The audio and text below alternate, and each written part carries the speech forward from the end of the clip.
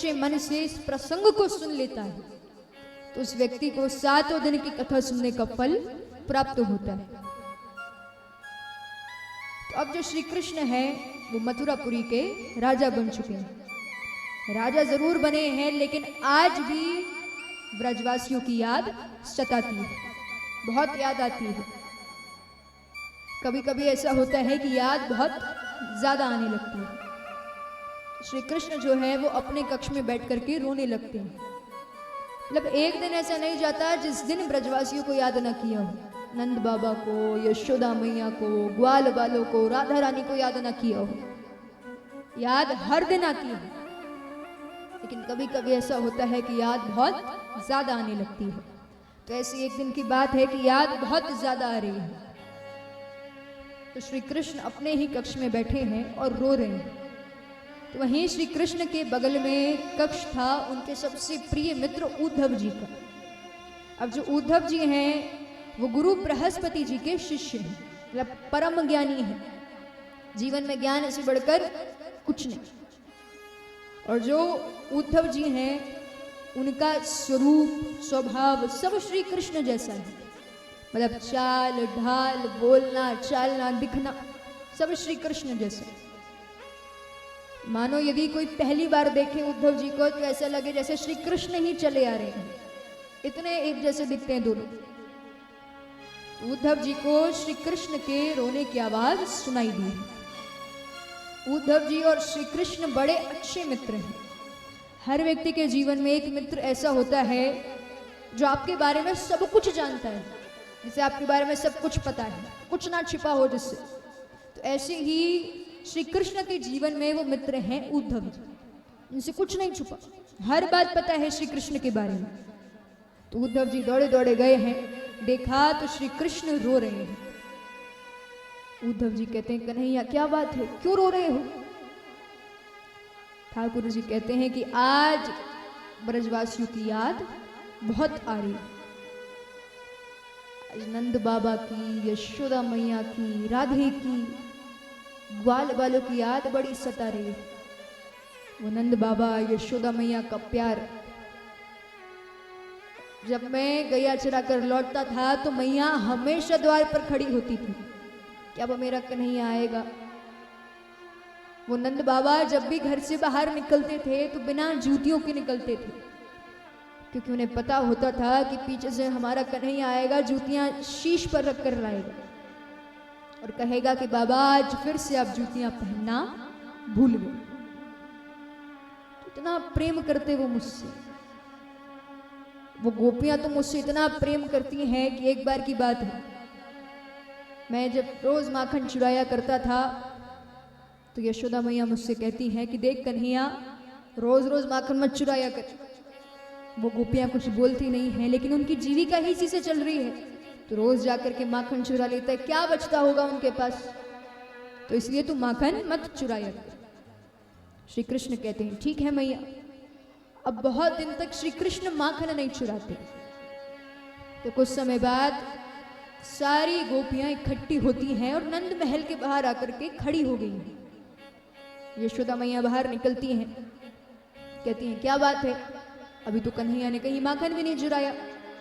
गोपियां कहती हैं वही तो जानने आए हैं कि क्या बात है, क्या हो गया, कन्हैया माखन क्यों नहीं चुरा रहा। यशोदा मैया कहती हैं मैंने कन्हैया से कह दिया है कि माखन मत चुराना, क्योंकि मैं जानती हूं कि तुम लोगों की जीविका इसी से चल रही है। तो वो समझ गया है, चिंता मत करो, वो माखन नहीं चुराएगा। तो वो गोपियां कहती हैं कि मैया हम तो बहुत अमीर हैं कि वो कन्हैया हमारे घर आकर के माखन चुराता है। हम गरीब तो उस दिन हो जाएंगे जिस दिन वो हमारे घर आना छोड़ दे। भगवान कहते ये वो गोपियां हैं जो मुझसे इतना प्रेम करती हैं। ठाकुर जी कहते एक बार मेरी तबीयत बहुत ज्यादा खराब हो गई, इतनी ज्यादा खराब हो गई थी कि वैद्य जी भी परेशान हो गए औषधियां दे देकर, लेकिन मैं ठीक नहीं हो रहा था। तब ठाकुर जी वैद्य जी से कहते हैं कि ऐसे मैं ठीक नहीं होऊंगा, आप एक काम कीजिए, मेरे किसी भक्त के पास जाइए और जाकर के उसके चरण की रज लेकर के आइए, धूल लेकर के आइए। वो मेरे शीश पर लगा देना, मैं अपने आप ठीक हो जाऊंगी। महाराज अब वैद्य जी कई सारे भक्तों के पास गए, लेकिन सभी ने अपने चरण की धूल देने से मना कर दिया। कहते हम नहीं दे सकते, क्योंकि सभी जानते हैं कि यदि चरण की धूल दे दी तो सीधे नरक जाना पड़ेगा। अब यही प्रस्ताव लेकर के गोपी के पास गए। जैसे ही उस गोपी ने सुना, तुरंत तैयार, ठीक है आप मेरे चरण की धूल ले जाओ। वैद्य जी कहते हैं नरक जाना पड़ेगा। वो गोपी कहती है कि कन्हैया के लिए तो कुछ भी कर सकती हूँ, नरक कौन सी बड़ी बात। तब वो गोपी अपने चरण की धूल दे देती है। ठाकुर जी कहते हैं तो ये वो गोपियां हैं जो मुझसे इतना प्रेम करती हैं और मैं उनको छोड़कर आ गया। और सबसे ज्यादा दुख यदि मैंने किसी को दिया है तो वो अपनी राधे को। उन्होंने मुझसे इतना प्रेम किया, मुझे अपना माना, और मैंने क्या किया, मैं अपनी राधे को छोड़कर चला आया। भगवान कहते हैं सबसे ज्यादा दुख यदि मैंने किसी को दिया है तो वो अपनी राधे को दिया है। और ठाकुर जी राधे राधे करके रोने लगे। महाराज इतना सब कुछ श्री कृष्ण ने कहा, लेकिन इन सब बातों का थोड़ा सा भी असर उद्धव जी के ऊपर नहीं पड़ा। उद्धव जी कहते कन्हैया ऐसी ही बात थी तो ब्रजवासियों को समझा कर आते कि अब मैं यहां नहीं रह सकता, मुझे मथुरा जाना पड़ेगा। पहले समझा कर चले आते तो आज इतनी दिक्कत नहीं होती। ठाकुर जी कहते हैं मैं तो नहीं समझा पाया, तुम समझा दो। श्री कृष्ण सोचते हैं यही अवसर ठीक है, उद्धव जी को यह समझाना पड़ेगा कि ज्ञान से ऊपर भी कुछ है और वो है प्रेम। क्योंकि उद्धव जी की नजरों में सिर्फ ज्ञान सबसे ऊपर है, प्रेम तत्व को वो नहीं जानते। श्री कृष्ण सोचते हैं ये अवसर बिल्कुल उचित है कि उद्धव जी को ये समझाया जाए कि ज्ञान से ऊपर भी कुछ है और वो है प्रेम। ठाकुर जी कहते मैं तो नहीं समझा पाया, एक काम करो आप जाकर के समझा दो। उद्धव जी को लगता है इसमें कौन सी बड़ी बात, जाकर के बोलना ही तो है। कहते हैं ठीक है मैं जाकर के समझा दूंगा। श्री कृष्ण कहते हैं जितना आसान लग रहा है बोलने में उतना ही मुश्किल है करने में। ऐसे मत जाओ, अरे ऐसे जाओगे तो ब्रज में कोई आपकी तरफ देखेगा भी नहीं। एक काम करो मेरा पीतांबर ओढ़ करके जाओ, तब आपकी तरफ सब देखेंगे। उद्धव जी कहते हैं ठीक है कन्हैया। भगवान का पीतांबर ओढ़ लिया है, रथ पर सवार हो गए हैं। कहते हैं कुछ ही समय में वापस आता हूं, मैं आराम से ब्रजवासियों को समझा करके चला हूं। श्री कृष्ण कहते हैं ठीक है देखते हैं। अब उद्धव जी रथ पर सवार हो गए हैं और निकल पड़े हैं नंद महल की तरफ। तो रास्ते में कुछ गोपियां मिलती हैं। उन गोपियों से कहते हैं कि नंद महल कहाँ है। गोपियां कहती हैं आप मथुरा से आए हो। उद्धव जी कहते हैं आपको कैसे पता। गोपियां कहती हैं वो नंद महल है, उसके बारे में कौन नहीं जानता, सभी जानते हैं, केवल जो मथुरा से आए हुए होते हैं वही नहीं पहचान पाते। तब गोपियां उद्धव जी को नंद महल का रास्ता बताती हैं। कुछ समय बाद ही उद्धव जी पहुंचते हैं नंद महल। अब श्री कृष्ण ने सभी का भेष बताया है कि कौन कैसा दिखता है जिससे जानने में दिक्कत ना हो। अब पहुंच करके आवाज लगाई नंद बाबा। अंदर से कपकपाती हुई सी आवाज आई रुको मैं आता हूं। अब एक क्षण के लिए नंद बाबा को लगता है कि मानो उनका कन्हैया चला आया है।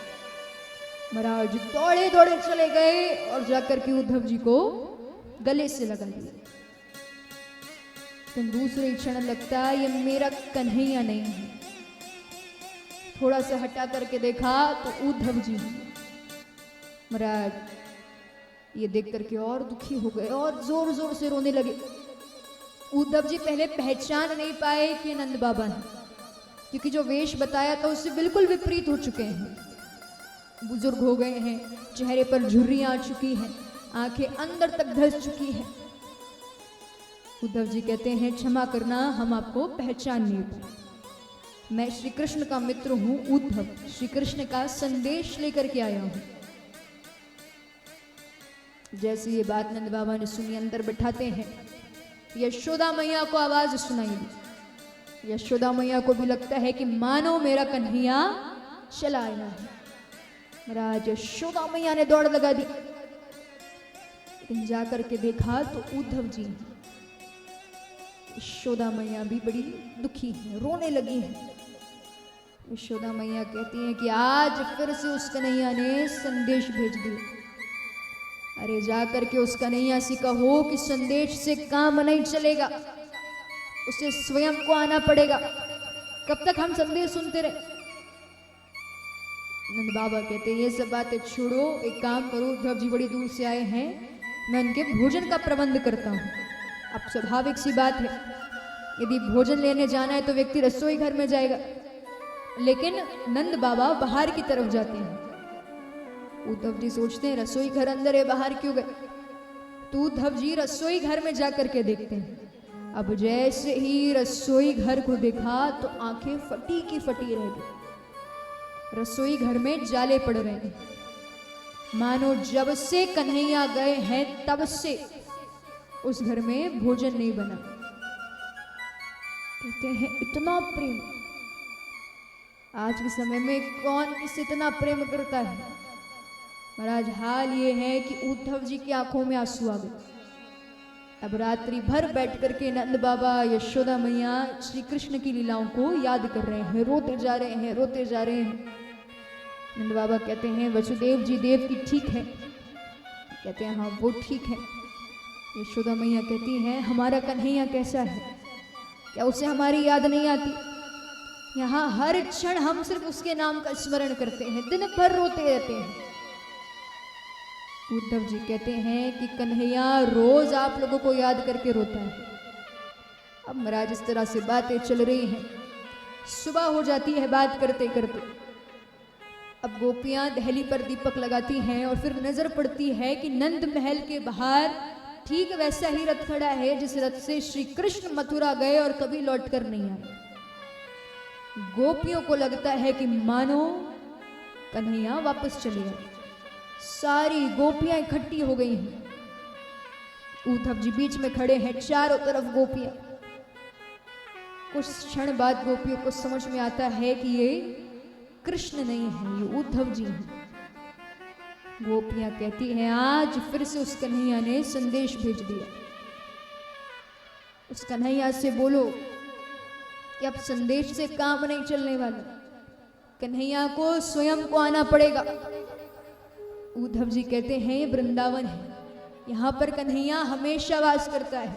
जब आप कन्हैया के बारे में सोचते सोचते बेहोश हो जाते हो तो वही आपको आपके घर छोड़ करके आता है, तो वो हमेशा यहाँ पर निवास करेगा, चिंता मत करो। गोपियां कहती हैं उद्धव जी आप क्या जानो प्रेम क्या है?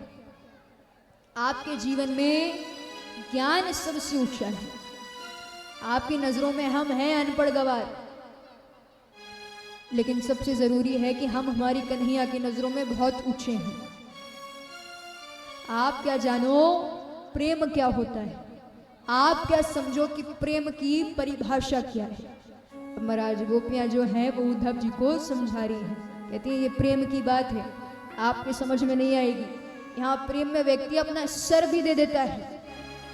अब महाराज गोपियां क्या कहती हैं?